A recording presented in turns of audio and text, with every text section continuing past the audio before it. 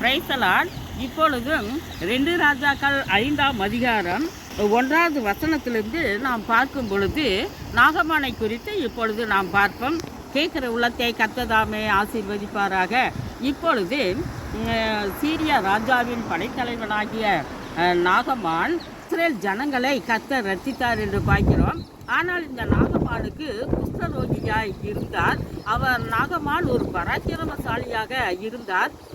பிறகு இந்த நாகமான் அந்த சீரிய ராஜாவின் படைத்தலைவனாக இருந்தபோது இவர்கள் அநேக ஜனங்களுக்கு இவர் பெரிய ஒரு அதிகாரியாக இருந்தான்.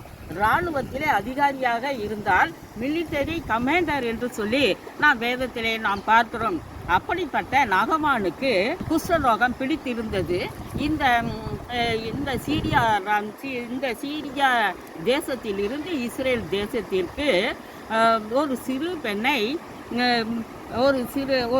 பெண்ணை சிறையாக்கி கொண்டு வந்து இந்த நாகமானின் மனைவிக்கு உதவி செய்கிறவளாக இருந்தால் இந்த சிறு பெண் நாகமானை குறித்து அந்த நாகமானின் மனைவியினிடத்திலே சொன்ன காரியம், என் ஆண்டவனுக்கு இப்படிப்பட்ட குஷ்டரோகம் இருந்தபடியினால் இவர் இஸ்ரவேல் தேசத்திலே எலிசா தீர்க்கதரிசியினிடத்தில் இவர் போவாரானால் நலமாய் இருக்கும், அவர் இவருடைய குஷ்டரோகங்களை சுத்தப்படுத்துவார் என்று சொல்லி அந்த சிறு பெண் சொன்னதனாலே நாகமானிடத்திலே தன் மனைவி சொன்னபடியினாலே இந்த நாகமான் அந்த சீரிய ராஜாவிடத்திலே சொல்லி அந்த சீரியா ராஜா இஸ்ரவேல் ராஜாவிடத்திலே நிருபங்களை அனுப்பினான்.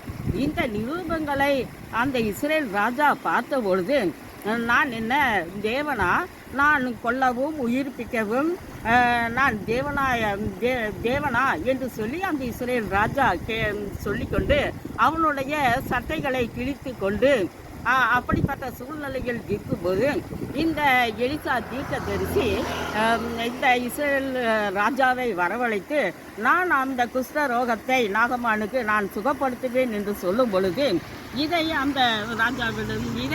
அந்த படைத்தலைவனாகிய நாகமானிடத்திலே சொன்னபோது இந்த நாகமான் தன்னுடைய குதிரையும் ரகத்தையும் கூட்டிக் கொண்டு நேரம் இஸ்ரேல் நாட்டிலே சமாரியாவிலே போய் அந்த குதிரையும் அந்த ரதங்களையும் ஜனங்களை கூட்டிக் கொண்டு போய் எலிசாவின் வீட்டு முன்பே வாசற்படியிலே நின்று இப்படிப்பட்ட குஷ்டரோகம் வந்துவிட்டது என்று சொல்லி அங்கே வாசற்படியிலே எலிசாவின் வீட்டு முன்பாக நின்ற பொழுது உடனே எலிசா வீட்டுக்குள்ளேயே இருந்து ஒரு ஆளை அனுப்பி, நீ போய் யோர்தான் இப்படிப்பட்ட யோர்தான் நதியிலே போய் 7 முறை ஸ்நானம் பண்ணு, அப்பொழுது உன்னுடைய குஷ்டரோகம் நீங்கி சுகமாவாய், நீ சுத்தமாவாய்.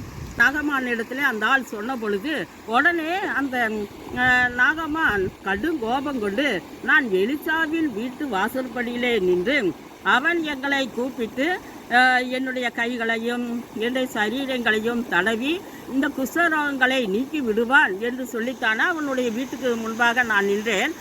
ஆனால் இந்த எலிசாவோ இப்படி நீ போய் அந்த யோர்தானில் போய் 7 முறை ஸ்நானம் பண்ணு, உன்னுடைய குஷ்டரோகம் நீங்கிவிடும் என்று சொல்லி மிகவும் கடுகோபம் கொண்டு தன்னுடைய வீட்டுக்கு திரும்பி போனார்கள்.